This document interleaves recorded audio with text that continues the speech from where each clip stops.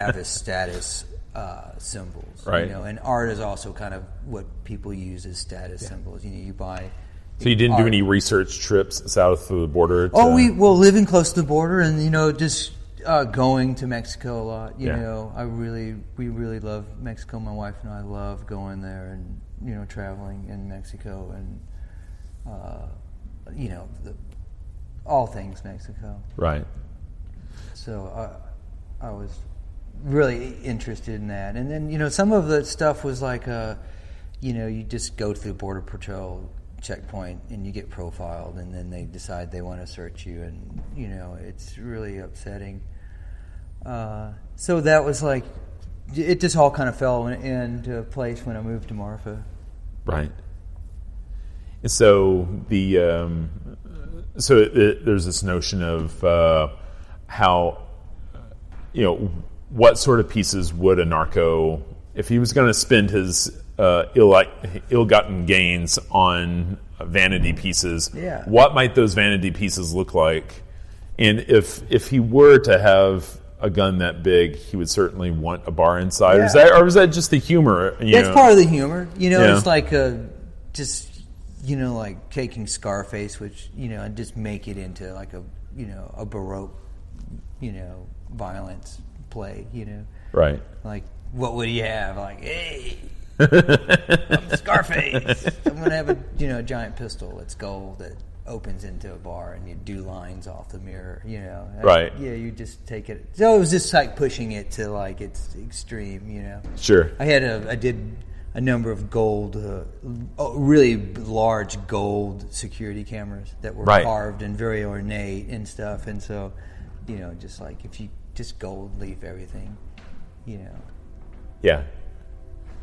So I guess just gold leafing by itself would you're already halfway there conceptually. Yeah, it immediately makes it kind of tacky, right, to a degree, like just Trump just gilds everything. Yeah, exactly. I was just thinking that, and I just we've all seen pictures like Trump Tower and his planes and everything, and I saw this week an image from the Oval Office, and they always get, every president gets to tweak the decoration in the Oval Office, and the new carpet in the Oval Office is like it's like the presidential seal is there in the middle, but it's like shades of like 2 shades of pink and gold, and it's just like, I haven't seen it, but I'm sure it looks great.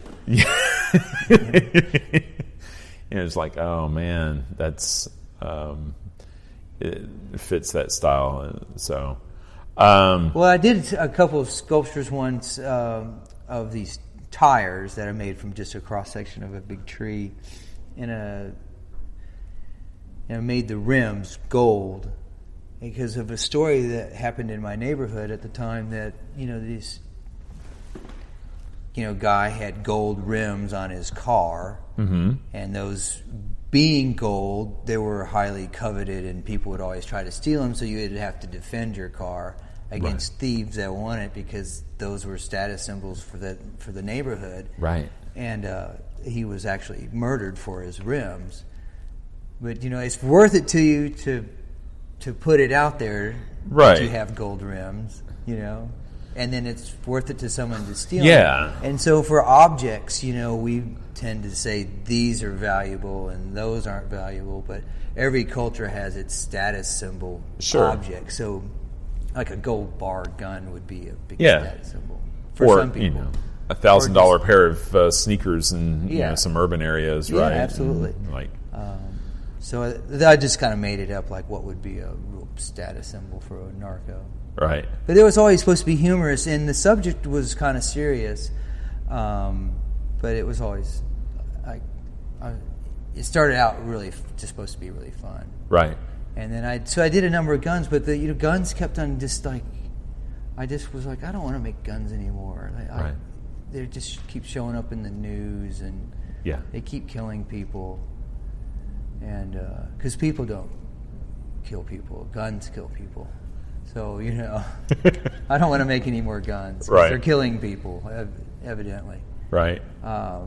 So then I moved on probably to Dairy Queen. So. There you go. So, ice cream will kill you. Right. The diet will probably kill you, but not quite as violently. Oh my gosh. And so, do you guys still have a Dairy Queen in Marfa? Oh yeah, and it's a very popular spot to meet and greet, and there's a Liars Club. A bunch of old men meet there. Yeah. Every weekend, and it's and all the high school kids go there, and right. If you were on a date in Marfa in high school, that's probably one of the places you get to go is right. to the Dairy Queen. So, how long have you guys been in Marfa? We've been there 17 years. Okay, so were you guys in Marfa before Marfa was cool? I think Marfa was already kind of cool, but it's 17 years. That would be what 2001. Yeah, 2001. Yeah. I'd first gone in '92. So Judd would have still been alive. Yeah, he was still alive. I went with my roommate, and we went out for the big Chinati weekend, mm-hmm. and we had some friends that were in a band that were playing that weekend, and so we went with the band, and it was really a great time, and I loved Marfa, and we got to meet Donald Judd. He didn't really care that he met us, but we did, and it was just a great. Yeah. It was a great town, a great place. But I was like, I didn't think I would want to move there, right. 10 years later or, yeah. 11 years, whatever, I moved there. But I always really liked it, and I always thought it was the coolest place, Sure. And I've just been in Dallas for a long time and was ready to not be so urban. Right. I had a loft in Dallas for a long time. Now it's all gentrified and it's safe, but... your car, they'd bust your window out, or somebody would. And, yeah. It just was kind of... After 10 years, it got tiresome. Right. And so, do you feel like Marfa... It sounds like you're happy in Marfa. Oh, yeah. It's a super great place. Yeah. So, what are the... In your mind, what suits you about Marfa? Well, the great thing about Marfa is you've got a lot of time. There's not a lot of times when you live in a city, you're just dealing with infrastructure. Sure. Like you want to go to Home Depot, it's going to be 45 minutes in traffic. Right. If you want to go to the hardware store here, you drive 26 miles to the town over. This is like Alpine? Closest to the lumber yard. I mean, right. We have a hardware store, but if you want to get building stuff. But it takes you 26 minutes. Right. It's 26 miles, and it'll take you 26 minutes. And it's a beautiful landscape the whole way there and back. Right. So the things like that, and then just like you can walk everywhere in town, and it's quiet, and we have a really great social life, but it gives you you have time and some space. Sure. And for me, all I really want to do is be in my studio. Yeah. I don't really need to be in a city where there's a lot of bars and nightclubs and dances, and I'm trying to limit my extracurricular activities so I can focus on my work. Yeah. So it sounds like Marfa frees you from distractions, gives you more mental capacity. Still plenty distracted, but it certainly helps, And my studio, like we live, the studio is like, 10 feet from the house. So right. I don't have to drive anywhere, and it's it's affordable for sure. It's like your lifestyle is affordable there. We can kind of live beyond our means. Right. So, yeah, it's just a nice town. It's safe, and sure. There's no crime, and a lot of cool people visit all the time. So we always have people coming to see us. Sure. Yeah. So then I got a nice big studio. Yeah. So does that translate into a lot of studio visits for you? Yeah, I have a lot more people visit me in Marfa and visit the studio than I ever did in Dallas. Wow. I mean, it's just they're in Marfa. There's like 7 things to do, and you're one of the 7. Sometimes I'm one of them, and sometimes I'm not. But it's easier, Right. And there'll be like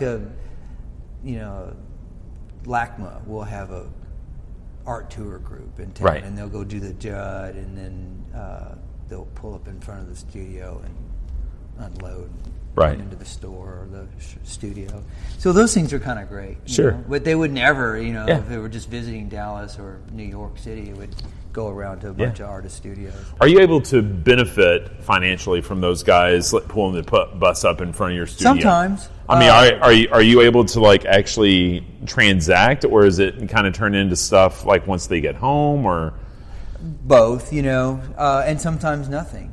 Sometimes you're just like, well, I guess they didn't like my work, and sometimes they kind of don't. It helps if someone in the group. I should just pay someone in the group each time to like, get really excited and buy something, because then it starts off. Usually, if that happens, then there's some kind of feeding frenzy. Right. But no, sometimes you're just like, well, I don't know. Right. No one seemed to really respond, and no one. But you can't let that discourage you. No. Because I quit a long time ago. Right. And so who do you bounce things off of? I mean, is that? Well, my wife, Buck, for sure. Yeah. Everything gets bounced off of her. And she's got a really good eye and a really good intuition. And, I trust her eye. Right. And, if it kind of sucks, she'll tell me. And I usually already know. I'm like, hey, baby, do you think it... I ask her whatever adjustment. Because what I really want to hear is say, no, it's fine, and then I don't have to do any more work on it. But I know that it's not fine. And she'll say, no, whatever it is that I'm thinking. And I'm like, yeah, you're right. God dang it. Right. It's got to be fixed. Right. It's got to be repainted. It just has to be. Right. So something like that. And then just, a handful of other people that are in my circle that'll drop by or something. I'll bounce things off of. But you kind of have to really just trust yourself. Because even when I was decided that I was going to do a whole show on Dairy Queen, I thought, like, have I lost my mind? And is this going to go over, or is it going to be really just stupid? Like, this is a really dumb idea. Man, I think it looks awesome in here. And let me ask you, who was it? Bruce and Julie's idea or yours to go mustard yellow on these walls? That's Bruce and Julie. They like to have shows on colored walls. Yeah. And when I had my Narco show here, we did it on like a mint green. Because it was like there was a lot of money in that show, and gold, and so that looked really good. But yeah, it was their idea to put it on a yellow. Because I mean, everything's just really popping. Yeah, and it's very fast food. So, yeah, exactly. I mean, it's just yellows and reds are so fast food. Right. And so it looks great. I'm going to post some pictures of this. Yeah, it's crazy. Do. But so how did you and your wife meet? Just mutual groups of friends. Back in Dallas? Yeah, we've been together. We're 17 years and like 3 months when we had been together 3 months when we bought our place in Marfa. Oh my gosh. Yeah. But we kind of knew each other for a little while. Like, we had 2 groups of friends that kind of started meeting, and those 2 groups kind of merged, and Buck was in one of the groups, and we'd just always find ourselves talking to each other. Does she also work as an artist, or is No. She, for a long time, she had a new media company, and so she designed like websites, for lack of a better word, but big commercial, industry to industry commercials. Got it. So she had copywriter and photographers and video people and voice people that she would work with. Wow. And then she would, design the way it looks, and she had a code writer. So she would coordinate all those. They were all independent contractors, but she'd put things like, she had a crew, so she'd put big projects together like that. Sure. And then one day she said she was tired of pushing pixels. Right. And and it was a lot of work, and it paid very well, and it was really it was fun to see her in action. But the industry kind of changed a little bit, and then she was just really ready to do something else. Yeah. But she's told me once that